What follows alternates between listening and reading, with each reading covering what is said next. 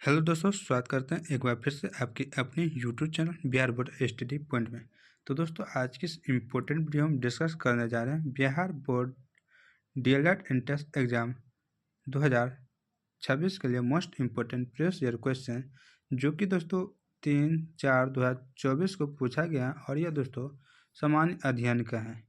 दोस्तों, वीडियो शुरू करने से पहले आपसे एक ही है कि सपना पूरा करने के लिए रातों को जगना पड़ता है। क्या सपना पूरा करने के लिए रातों को जगना पड़ता है?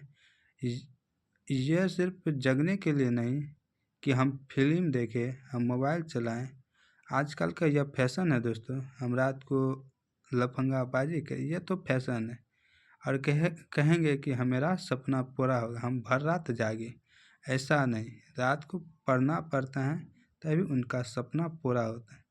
दोस्तों, आप लोग जानते हैं कि लाखों लोग, करोड़ों लोग रात को जागते हैं, सब अपने अपने धुन में रहते हैं, लेकिन कोई एक ही आईएएस बनता है जो उसी धुन में वो पढ़ना चाहता है। तो इसलिए आप दोस्तों मेहनत करें और अपने हौसला को बुलंद रखें और अपने आप पे गर्व करें कि हम इन करोड़ों में से एक हैं। तो चलते हैं अपने समय को ध्यान में रखते हुए अपने टॉपिक और इस वीडियो का पहला क्वेश्चन यहाँ पे दोस्तों दिया हुआ है। कह रहा उत्तम आशा अंतरिक्ष की खोज किसने की? A Columbus, B Vasco da Gama, C Magellan और डी बार्थोलोम्यू डी याज।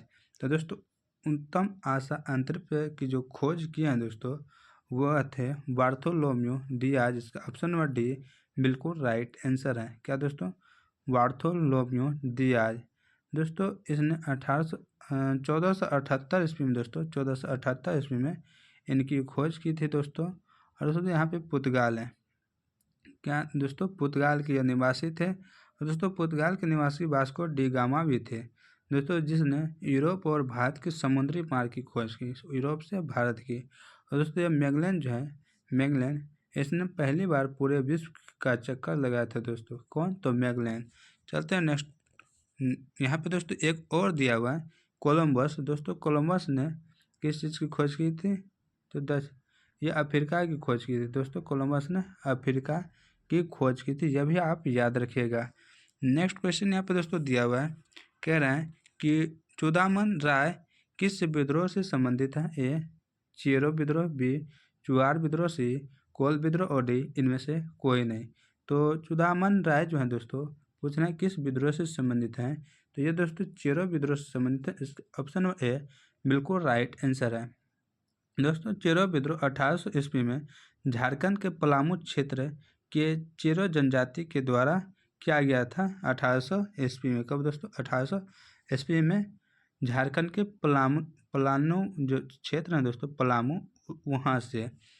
नेक्स्ट क्वेश्चन यहाँ पे दोस्तों दिया हुआ है कि संयुक्त राष्ट्र महासभा के अध्यक्ष का कार्यकाल कितना होता है? ए 4 वर्ष, बी 2 साल, सी 1 साल और डी 5 साल। वर्ष भी कर सकते हैं, कोई बात नहीं दोस्तों। तो संयुक्त राष्ट्र महासभा के जो अध्यक्ष का कार्यकाल होता है दोस्तों वह कितना वर्ष का होता है? तो 1 साल का होता है। इसका ऑप्शन नंबर सी बिल्कुल राइट आंसर है। नेक्स्ट क्वेश्चन है दोस्तों यहाँ पे कह रहा है रोलेक्ट कानून किस वर्ष पारित किया गया था? ए 1909, बी 1911, सी 1914, सी 1919। तो दोस्तों रोलेक्ट कानून जो पारित किया गया था दोस्तों, रोलेक्ट कानून ये 1919 ईस्वी में पारित किया गया था। इसका ऑप्शन नंबर डी बिल्कुल राइट आंसर है दोस्तों, 1919। नेक्स्ट क्वेश्चन यहाँ पे दोस्तों दिया हुआ है। कह रहा है वांडा बंदी आंदोलन कहाँ हुआ? ए फ्रांस, बी रूस, सी इंग्लैंड और डी जर्मनी। तो वांडी जो आंदोलन हुआ था दोस्तों, ये आंदोलन इंग्लैंड में हुआ था। इसका ऑप्शन नंबर सी बिल्कुल राइट आंसर है दोस्तों। नेक्स्ट क्वेश्चन यहाँ पे दिया हुआ है दोस्तों। कह रहा है एल नीनो किस महासागर में उत्पन्न होती है? ए हिंद महासागर, बी प्रशांत महासागर, सी अटलांटिक महासागर और डी आर्कटिक महासागर। तो एल नीनो जो दोस्तों है यह किस महासागर में उत्पन्न होती हैं? दोस्तों प्रशांत महासागर में। दोस्तों प्रशांत महासागर, दोस्तों प्रशांत महासागर में सबसे गहरा स्थान है दोस्तों, उस स्थान का नाम आपको बताना है कमेंट करके। चलते हैं दोस्तों नेक्स्ट क्वेश्चन की ओर। नेक्स्ट क्वेश्चन यहाँ पे दोस्तों दिया हुआ है। ग्लेशियरों के पिघलने और डेल्टा क्षेत्र में बाढ़ आने के कारण है। ए वायु प्रदूषण, बी जल प्रदूषण, सी ध्वनि प्रदूषण और डी कोई नहीं। तो ग्लेशियरों के पिघलने और डेल्टा क्षेत्र में जो बाढ़ आने के कारण है दोस्तों, वह कारण यहाँ पे बताना है, तो वह है वायु प्रदूषण। वायु प्रदूषण के कारण ही दोस्तों ग्लेशियर पिघलता है। तो कैसे पिघलता है आपको बता दें दोस्तों, जब वायु प्रदूषण होता है उसमें कार्बन डाइऑक्साइड या अन्य अन्य गैस मिलते हैं तो वहाँ पे दोस्तों गर्म होता है, गर्म वायु हो जाता है।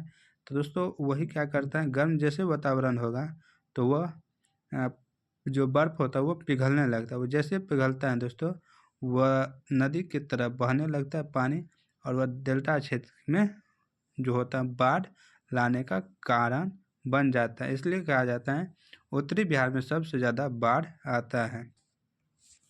नेक्स्ट क्वेश्चन यहाँ पे दोस्तों दिया हुआ है कि भारत में खदान उत्पादन की खरीद, वितरण और भंडारण के लिए कौन सी एजेंसी जिम्मेदार है। ए कृषि मंत्रालय, बी भारतीय खाद्य निगम, सी नेफेड और डी ट्राईफेड। तो दोस्तों यहाँ पे जो इनका राइट आंसर है दोस्तों वह है भारतीय खाद्य निगम, ऑप्शन नंबर बी बिल्कुल राइट आंसर है। नेक्स्ट क्वेश्चन यहाँ पे दोस्तों दिया हुआ है, लौह अयस्क को गलाने में प्रयुक्त धातु कर्म कोयला है। ए एंथ्रासाइट, बी बिटुमिनस, सी लिग्नाइट और डी पित्त। तो लौह अयस्क को गलाने के लिए दोस्तों जो प्रयुक्त धातु कर्म यानी कोयला है दोस्तों, वह कोयला है दोस्तों बिटुमिनस। इसका ऑप्शन नंबर बी बिल्कुल राइट आंसर है। दोस्तों यह चारों क्या है, तो यह कोयला का प्रकार है। कोयला का 4 प्रकार है, एंथ्रासाइट, बिटुमिनस, लिग्नाइट, पित्त। सबसे दोस्तों जो यानी सबसे शुद्ध कोयला जो होता है दोस्तों वो होता है एंथ्रासाइट। शुद्ध जो कोयला है सबसे शुद्ध कोयला एंथ्रासाइट, और सबसे घटिया कोयला दोस्तों है पित्त। और दोस्तों सर्वाधिक उपयोग में लाते हैं जिस कोयला को, वो कोयला है बिटुमिनस। जो आप चाय दुकान पे देखिए या खाना बनाते समय देखिएगा, इन्हीं का बिटुमिनस का ही प्रयोग करते हैं ज़्यादातर। तो यहाँ पे सबसे उच्च कोटि का कोयला कौन सा हुआ, एंथ्रासाइट। नेक्स्ट क्वेश्चन यहाँ पे दोस्तों दिया हुआ है कि चिपको आंदोलन के प्रणेता कौन है। ए देवकी नंदन बहुगुणा, बी सुंदरलाल बहुगुणा, सी कमला बहुगुणा और डी हेमंतवती बहुगुणा। तो चिपको आंदोलन के जो प्रणेता थे यानी कि इनको जो लागू किया था दोस्तों वह थे सुंदरलाल बहुगुणा। इसका ऑप्शन नंबर बी बिल्कुल राइट थे आंसर है क्या। यह दोस्तों चिपको आंदोलन पर्यावरण सुरक्षा यानी कि पेड़ को काटने से दोस्तों बचाने में यहाँ पे इनका योगदान रहा। यह संबंध है चिपको आंदोलन, जिसमें बहुत सारे महिला के पेड़ से चिपक के और पेड़ को कटने से बचाने का काम किया। दोस्तों यह कहाँ पे हुआ था, उत्तराखंड के चमोली जिले में। उत्तराखंड के चमोली जिले में दोस्तों 1973 में, यह भी आप याद रखिएगा। नेक्स्ट क्वेश्चन यहाँ पे दोस्तों दिया हुआ है कि मुंबई हाई क्यों प्रसिद्ध है। ए खनिज तेल हेतु, बी तेल शोधक कारखाना, सी कोयले के नियत हेतु और डी परमाणु शक्ति हेतु। तो मुंबई हाई जो प्रसिद्ध है दोस्तों, यह प्रसिद्ध है खनिज तेल हेतु, यानी कि खनिज से संबंधित जो तेल हैं, तो पेट्रोलियम जो भी चीज़ है दोस्तों इसलिए। नेक्स्ट क्वेश्चन यहाँ पर दोस्तों दिया हुआ है, संसार की सबसे ऊंची सड़क कहाँ है। ए मनाली से लेह तक, बी लद्दाख उमलिंग लादरा, सी शिमला से लेह तक और डी कश्मीर से लद्दाख तक। तो संसार की सबसे ऊंची जो सड़क है दोस्तों वो लद्दाख उमलिंग लादरा में है। इसका ऑप्शन और बी बिल्कुल राइट आंसर है। नेक्स्ट क्वेश्चन यहाँ पे दोस्तों दिया हुआ है, कोयला किस प्रकार का संसाधन। ए नवीकरणीय, बी अनवीकरणीय, सी जैव और डी अजैव। तो कोयला दोस्तों पूछ रहे हैं किस प्रकार का संसाधन है। तो दोस्तों कोयला यह अनवीकरणीय है। इसका ऑप्शन और बी बिल्कुल राइट आंसर है। दोस्तों अनवीकरणीय उसको कहते हैं जो खत्म होने के बाद, एक निश्चित समय में खत्म होने के बाद वह पुनः प्राप्त हमें नहीं होता है, यानी कि वो उसका नियत जो मान है दोस्तों वो निश्चित है कि इतना है, उनका फिक्स है मान। लेकिन अनवीकरणीय में दोस्तों क्या होता है कि हम खत्म करते हैं, यानी कोई वैसा संसाधन जिसको हम फिर से क्या करें, खत्म होने के बाद फिर से उसको पुनः प्रयोग में ला सकते हैं, उनको बना सकते हैं।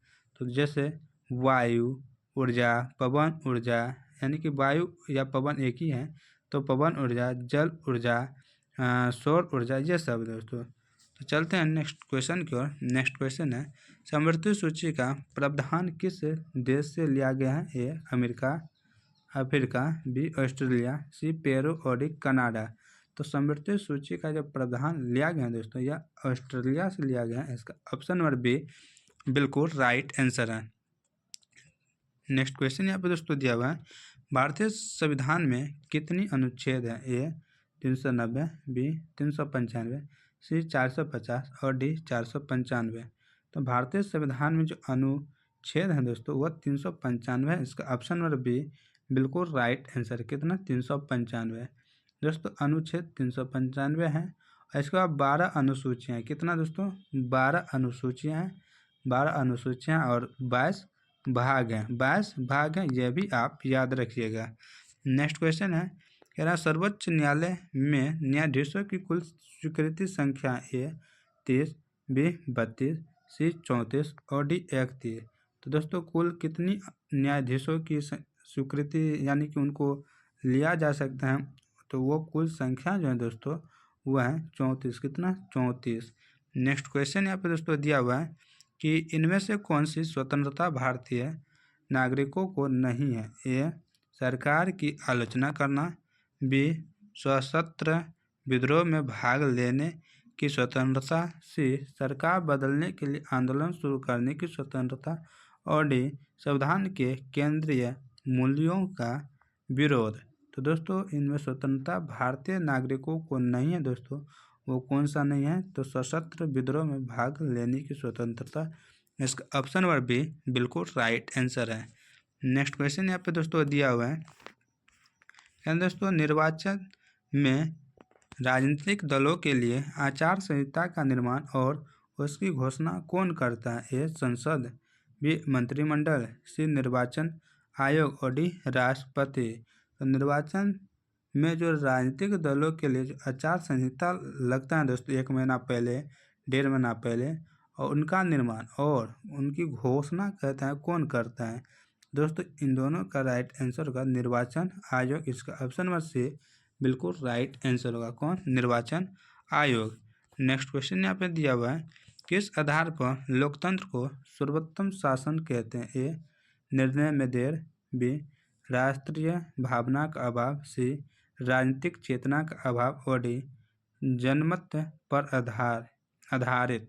तो दोस्तों यहाँ पे लोकतंत्र को सर्वोत्तम शासन जो कहते हैं दोस्तों वो किस आधार पे? तो दोस्तों वह है जनमत पर आधारित। इसका ऑप्शन नंबर डी बिल्कुल राइट आंसर है।